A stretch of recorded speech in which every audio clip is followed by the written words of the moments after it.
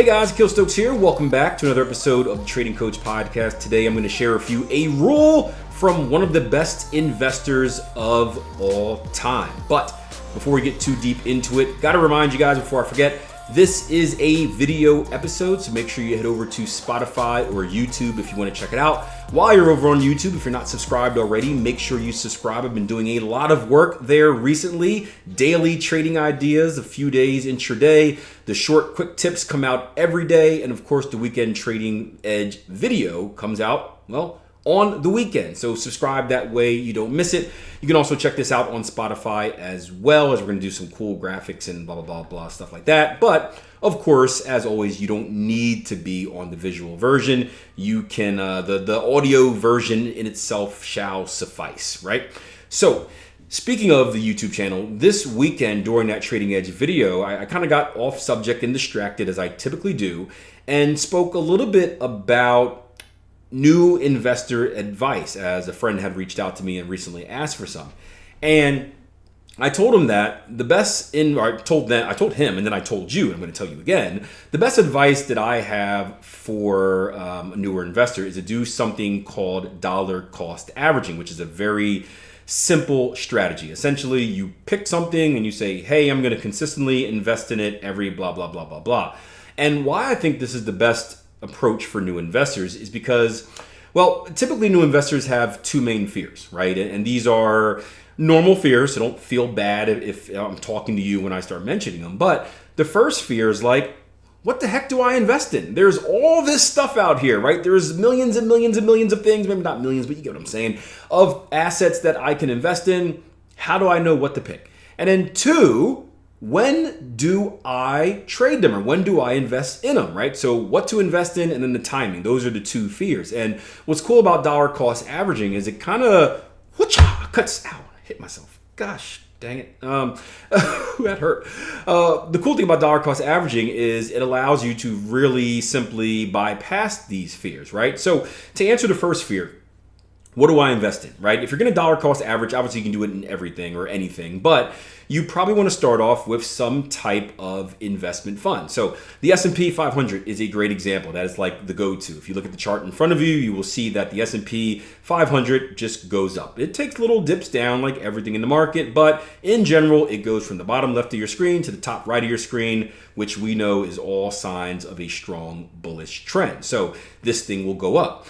It's also 500 great companies. So boom, there you go. You got your hedging, you got your diversification right there. You don't have to pick and choose what you think is the best. Just invest in the thing that has all of the best. It's an all-star team pretty much.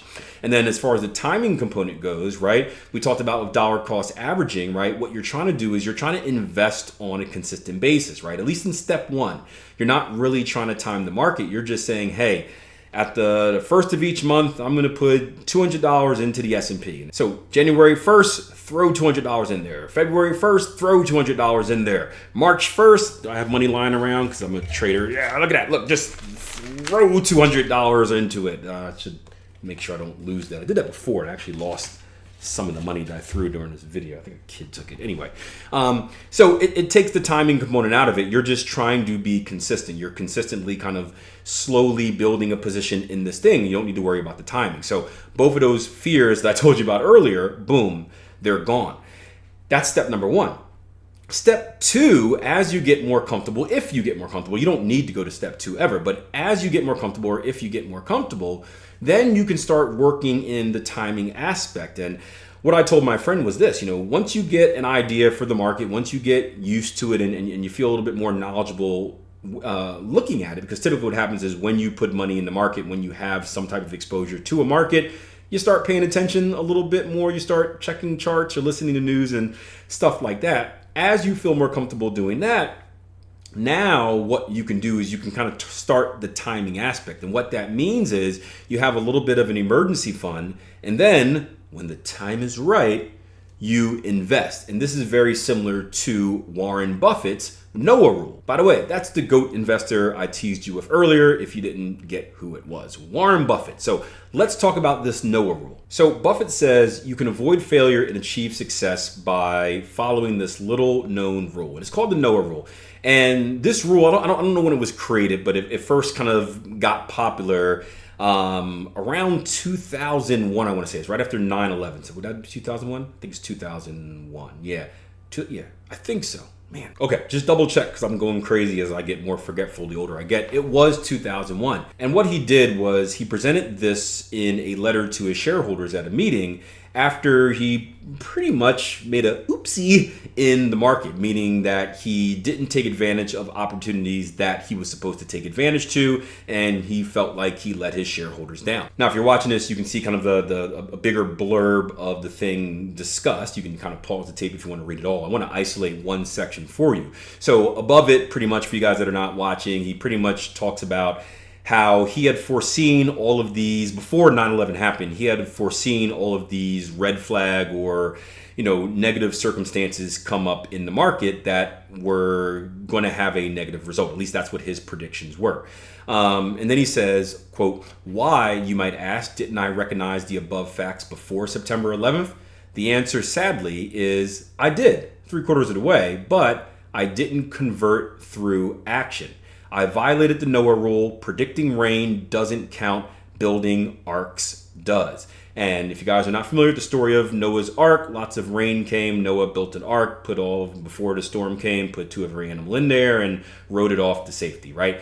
The Noah's principle is the same thing, where it's like, hey, it doesn't, I think Buffett might have said this as well, it doesn't mean anything if you predict rain if you don't build an ark, meaning that you can say, oh, it's going to rain, it's going to rain, it's going to rain, but if you don't take any action to prepare yourself for it, what's the point? It's very similar to people that talk a big game but never take any action. Like if you have that friend of yours that's like, yeah, we should do this, and we should do that, or we should do that, or this is a good idea, but they never follow up, and it's like, well, what's the point? Good job for you coming up with all these ideas, but if you never took action, there's no point. We see something similar in trading every once in a while as well. We have the group of traders that get started too early and we're like, no, stop trading live. No, go through the process. But then we also see the group that never actually trades. These are the perfectionists, where they want everything to be perfect, even though they were operating within an imperfect system. And because they were hunting for perfection, they do all the stuff. They're very knowledgeable, they're very skilled, but they never actually trade live because they've never reached that point of perfection that they've given themselves to reach. So it's like, you've learned all this stuff, you've invested all this time, you have all this ability, and yeah, you can go and analyze a chart and tell people how good you are, but if you're not making any money, like, what's the point? You're just wasting this skill. So he said, I violated the Noah rule. Predicting rain doesn't count. Building arcs does. I consequently let Berkshire operate with a dangerous level of risk, blah, blah, blah, pretty much. And they're still making up for it at the time. That's what he said. So again, just to sum it up, pretty much what this means is that he prepared. He did all the work necessary to prepare for these great investment opportunities, the crash that was going to happen, and 9/11 just kind of set it off, accelerated it. It was the final straw, I guess you can say, but didn't prepare himself to take advantage of it. And because of that, not only did they lose a lot in their portfolio, but they weren't in a position to necessarily take advantage of it the way they wanted to as well. And those 2 points are pretty much the 2 main points of the Noah principle, right? One is, if you have this perceived risk, how can you start preparing yourself to absorb that risk? In the trading sense, this would be like absorbing a drawdown. If I have a 15 trade winning streak, I know that all of a sudden I didn't get exponentially better. I'm going to revert to the mean. So mentally, I can start preparing myself, and some people do this with a money management strategy as well. Mentally, I can prepare myself for a drawdown, knowing that it's going to come, and just putting myself in a position to absorb that and not give back anything that I should be giving back. The second part is really, how can I capitalize off this situation? And this would be like buying dips. So if you're unfamiliar with how the market works, I'll show you an S&P chart again. But although the S&P and any index, right, any stock, although it goes pretty much straight in a bullish direction, there are many dips. These are market crashes, mini market crashes, all types of stuff that happens in the market. The fact is, the market at some point needs to take a breather, and there is a crash that happens, and a lot of people panic, and that makes the crash even worse, but the market eventually rebounds. And I've been fortunate enough in my investment career that I've really been through, I want to say 4 of these, but 3 main ones that I can remember. One was when my career first started around 2009, 2010-ish. That was the Great Recession. Another one was, I think it was like 2012. I can't remember why or what happened, but it was like 2012-ish, I think it was. And then the last main one was going to be 2020 with COVID. And I'm fortunate enough to have these experiences of not just seeing the market at its highs, but seeing the market at a discounted rate and then seeing it bounce back for that. And what that's allowed me to do in my investment career is really prepare that emergency fund for those dips. So instead of panicking and running and selling everything I have like everyone else, I'm actually looking for buying opportunities. And that's where the Noah's principle really pays off. Now, the key to this is going to be long-term thinking, because if you're not prepared for this to happen, you're not going to have the available funds ready. So what I would recommend, and I said this to my friend, is, when you have this emergency fund, treat it the same way as you would your dollar cost averaging, or treat it the same way you would with any other type of budget thing that you do in your personal finance, where, hey, I'm going to put this amount aside for bills. I'm going to put this amount aside for family vacation. I'm going to put this amount aside for my investment into the S&P. I'm going to put this amount aside for emergency, like regular home emergency, whatever like that. And I'm going to put this amount aside for financial emergency or future financial investment. So if we're putting $200 into the market, I lost them already, so I can't throw any more money. That's all I had. I didn't have any more. That's all I have, right? I can't help myself. If I'm going to put $200 a month into the market, maybe I get to the point where I have a little bit of extra money and I can put 50 each month. And I'm just making up these numbers, but whatever is comfortable for you, 50 each month into this emergency fund. And the thing is, these crashes, at least the big ones, if you're preparing for those, they don't happen too often. I want to say they happen every maybe 8 to 10 years or something like that. So it doesn't have to be a significant amount of money, but when you save $20 a month, right? You're saving almost $250 a year, right? You go that by 10 years, you got a couple $1,000s that you can invest in the market. So it does add up. But the key is looking forward enough to realize, hey, this will eventually happen. I don't necessarily know when, I don't necessarily know how, I don't know for how long, but eventually a crash will happen, and I want to put myself or start preparing myself now so that I could be in position to capitalize on it later. And in order to do this, you need a few things. You need a massive amount of patience. You need a clear vision of the future, and you need resilience, or you need consistency to actually follow through with your plan. Because again, it's very hard to put money to the side and have it do nothing when you feel like it should be doing something for you, either being recklessly spent somewhere on the internet or put into another investment, and that's another option as well, I suppose. But it's easier said than done, let's put it that way. But what you got to keep in mind, when that time does come, it's going to be very worth it. Again, the last one that I went through was in 2020, right, the COVID crash, where the market was selling everything for cheap, especially oil. And we saw all these great deals in the market. I'm talking to some of my investment partners. I'm like, what are you looking at? What are you looking at? We're looking at Ford. We're looking at oil. We're looking at this. We're looking at that.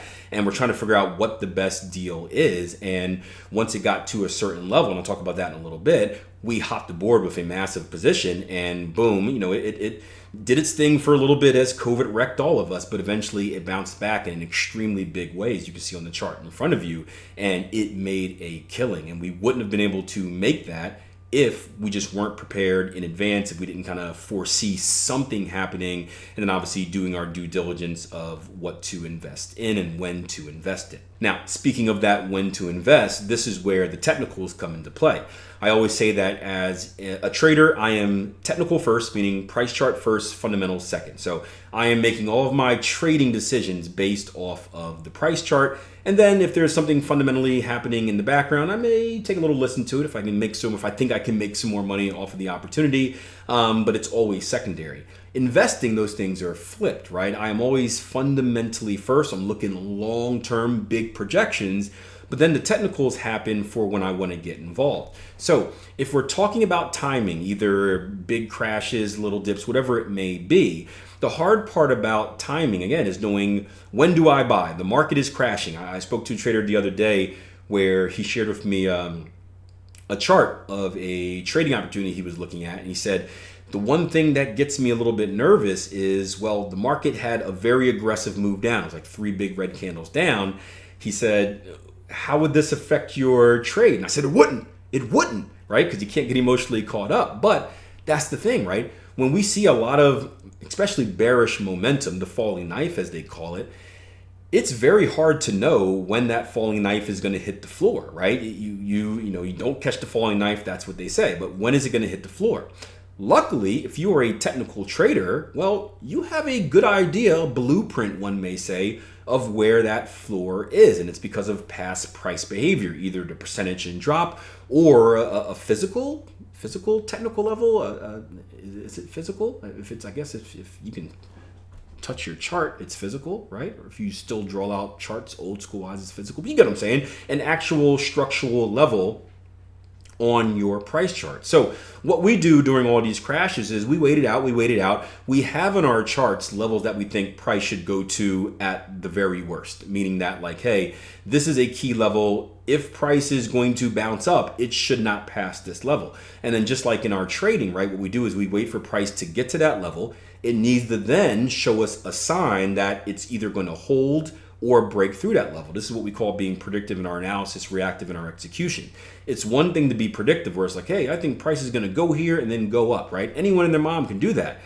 But that doesn't necessarily put you in a good position. What you want to do is you want to make that prediction. If price action goes to this level, then I think we're going to go up, but then be reactive in your execution. So once price action gets to that level, it needs to show you that it's doing the thing that you predict. It needs to give you some type of sign, and signs are going to be different for everyone, but some type of sign that this level is going to hold, some type of sign that we're going to see a reversal or a momentum slowdown, right? And again, there's many different things you can use for this, including indicators. But once it gets to this level, once you have that sign, then boom, now it's the time to pounce. And again, you can do that different ways. You can pounce all at once. You could put a partial in, and if it goes lower, put another partial in, like stuff like that. I don't want to dig into that in this episode, but the point is the timing could be helped by the technicals, right? Having that skill of technical analysis will do wonders for your timing of when to get into the market.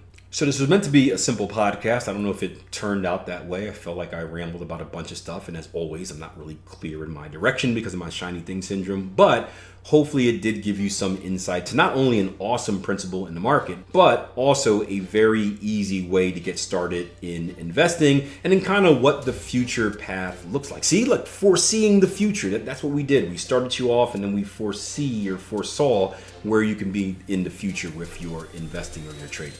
But anyway, if you have any questions about anything I mentioned, type them below. I will read them. I'll get back to you with them as I always do. Support the podcast. Hit that like button before you leave. And as always, make sure you take the 10 episode challenge, meaning if you're new, find 10 episodes of the Trading Coach Podcast, listen or watch them, play Trading Coach Podcast Roulette, where you just spin your mouse around and you pick something, or just type in the Trading Coach Podcast followed by the topic of your choice, and I'm sure something will come up for you. All right, until next time, plan your trade, trade your plan. Akil, out.